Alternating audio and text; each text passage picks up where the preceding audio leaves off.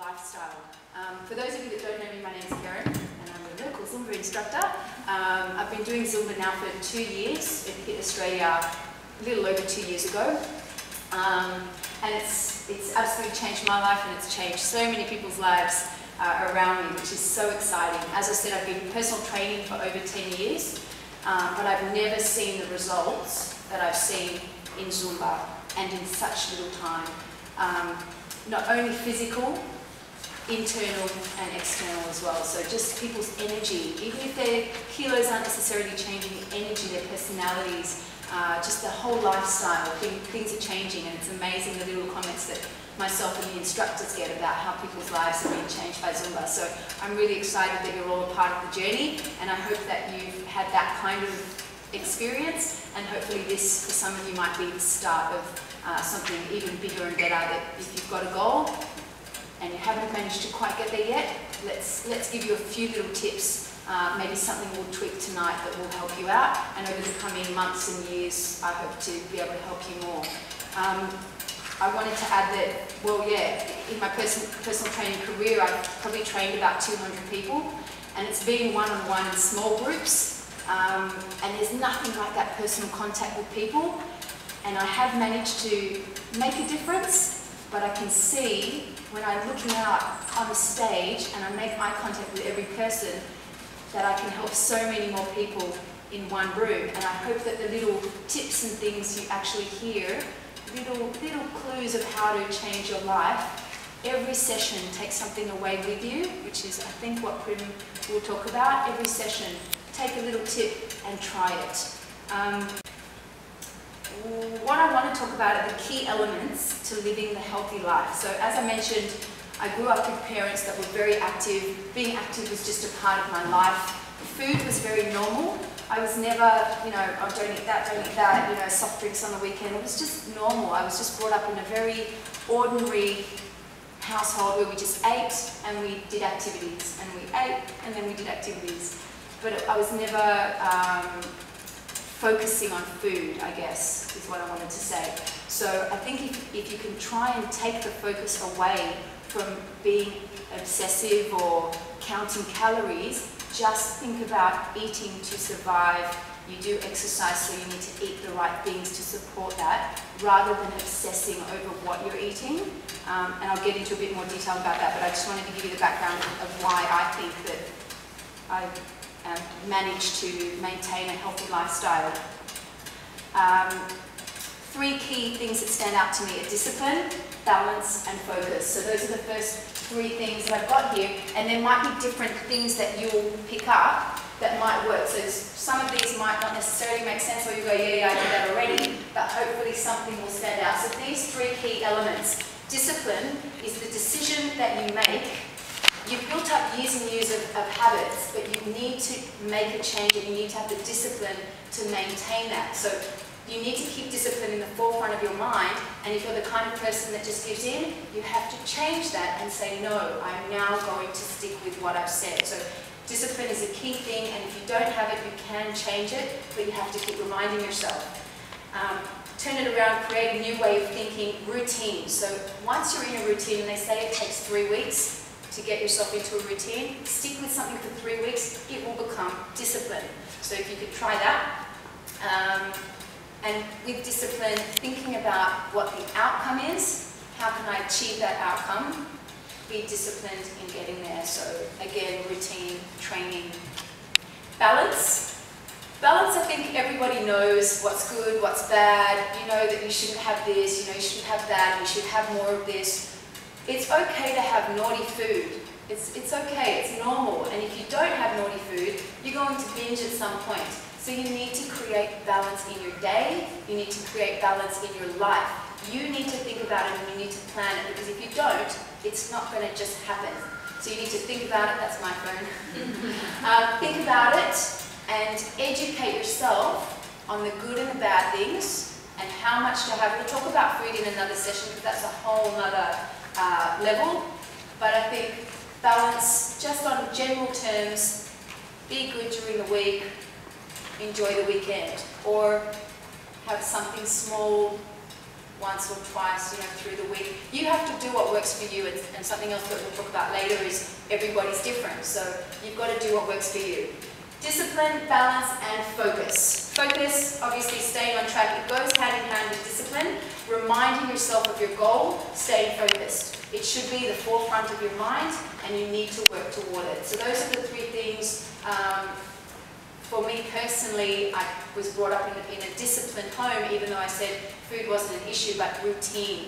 We had routine, we had training, sport activities, we had a routine, and to me that was the discipline that was, created the future for me to be able to succeed in living a healthy life. Okay, now, you will succeed if you do these 4 things. Live active. Incorporate movement into your life, you all know that. If you're serious about making a change, and people say, how much should I exercise? If you're serious about making a big change, 3 times a week is not going to do much. Of course, something is better than nothing, but if you have a serious goal, and I mean 4, 5, 6 kilos plus, you have to be really focused, you have to be disciplined, and you have to do something almost every day.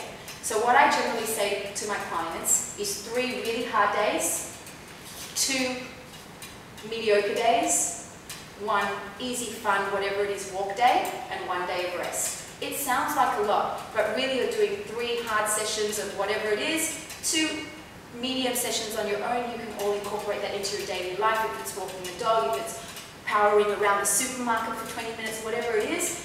1 easy day, go for a walk with a friend, whatever, and then 1 day of rest. So if you're serious, if you've got a big goal that you want to achieve, you have to think,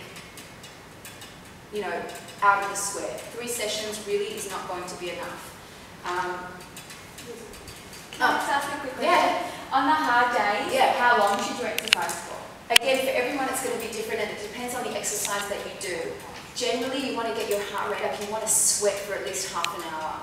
Half an hour, sweat hard, that's it. There's not really much point in doing, an hour is great, but who's really going to maintain doing 3 days of an hour sweating, long term, 6, 8, 10 weeks? So if you keep it short and you keep it hard, you know you're getting what you need, and that's it. Move on to the next day, because otherwise it gets boring and it gets too serious, too crazy. 3 days really hard, 2 days medium, and medium can be 30 minutes or 45 minutes of medium, and 1 day of just cruising along. Does that kind of, help you out a bit? So living active, eating active. If you're living that healthy life and you want to make a change, you have to eat the right foods to support it. Protein for the muscles, you know this stuff. Muscles need to repair themselves, and they do that with the protein that you eat. Research all the different types of protein, because it's not just meat, it's not just eggs, there's a whole bunch, beans, the whole lot. Carbohydrate, the number of people that tell me they don't eat carbs blows my mind, and I think it is the biggest mistake you can make, because your body is going to die. Your body needs carbohydrate to function. So have your carbs in the morning and maybe leave them out at night. Because they take so long to break down, it's perfect to have them in the morning, and then you've got energy the whole day long. If you miss carbs in the morning, where are you getting your energy from? So it's crucial, and you need to have the right carbohydrate. So you need to understand the difference between having a bun from the bakery or having porridge. So you need to educate yourself on that. Fruit and vegetables, obviously, vitamins and minerals that you can't do without them. You need to balance the colours. You need to understand all the different colours. The colours in vegetables represent. When you look at capsicums, broccoli, they all have similar nutrients. So look at the different colours and get a variety of colours. Yep. Water. If you don't do water, you're not going to succeed.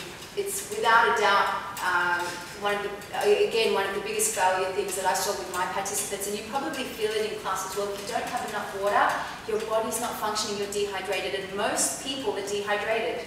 You probably don't realise, but most people, by the time you're thirsty, you're dehydrated. You've got to avoid, speaking of which, You've got to avoid that feeling of being thirsty because it's too late. Without the fluids flushing out the toxins, cleaning out your system, your body can't function properly. You need the fluid to work the body. The blood needs the fluid. So water, you know how much you're supposed to drink? 2 liters a day. And it seems like a lot, but this is 600 ml. So 2 of these plus some, you should be drinking one of these within the hour before Zumba and after Zumba. You should be able to finish one of these. So it only leaves another one for the whole morning and some. If you keep the bottle on you all day long, I promise you will polish this off so quickly you won't realize it. You keep sipping through the day, 2 liters is gone very quickly. And it sounds like a lot, but the more you drink it, the more your body actually obviously gets used to it, but the more you'll want. All of a sudden everybody's like, okay, so, yeah. What, is there too much? Can you do too much? There have been, I have seen, studies on there being too much. I think, realistically, who's going to drink 4 liters of water a day? Okay, so must be going to the toilet. I do, I'm not lying to you. Okay, and the thing is also, don't forget, if you're drinking coffees and teas, they dehydrate you, so you probably will need to balance them out with extra water anyway. What about herbal teas? Herbal teas, some of them are caffeine, and some of them can be no. So they're fine. It's just like adding some flavour and minerals to the water. So that's probably as well as part of the 2 liters. It can't hurt. Drink more. I don't know anybody really, apart from Shiri, that has managed to drink 3 or 4 liters a day. In summer, you should be polishing off a big bottle like that. Just in, when you're sweating, think about how much fluid you're losing from your body. So you've got to replace that fluid.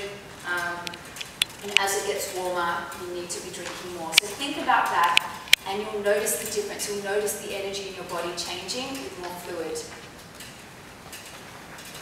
It helps to carry the nutrients to the right places as well. So you might be eating right, but if you don't have the water, sometimes it can't get to the right places. The water helps that. It is crucial to your success, and you will fail without it. I've got that in bold because I really, really believe strongly. Sleep is the last one that I think is super important for that balance of success. If you don't get enough sleep, you will be too tired, full stop. It's simple, it's important, you need to factor it in. It's vital time for your muscles to repair themselves. So when you finish exercising now, you feel great. You'll walk out of here and you'll be a little bit stiff. But tomorrow you'll wake up and you'll feel sore. Why? You go to sleep and your muscles, that's the time for them to start repairing. So when you wake up in the morning, they've changed their form. And that's why it's sore, because they've been worked, they're growing into a new form. So you need the sleep in order for those muscles to repair themselves properly. If you don't sleep enough, they don't have time, and you get up and most likely injury prone, and that's why stretching is also so important, because you want to minimize any possibility of injury with the muscles being too tight or not being formed properly, warmed up properly. Make sense? So sleep, super important. I always hear from people I don't have time, or I can't afford it, or all sorts of different excuses when they say they want to reach a goal, and I say, well, come to another class, or try having a supplement for between your meals, and I can't afford it, da da da da da. To me, it's not serious. If you want to make the change, you've got to do what's required. You need to get professional advice. If you're not sure, if what you're doing isn't working, ask a professional. And if it's important to you, it needs to be a priority. You need to change your attitude, find a way to make it work. So Primrose is here to tell you how she's lost 62.05. Woo!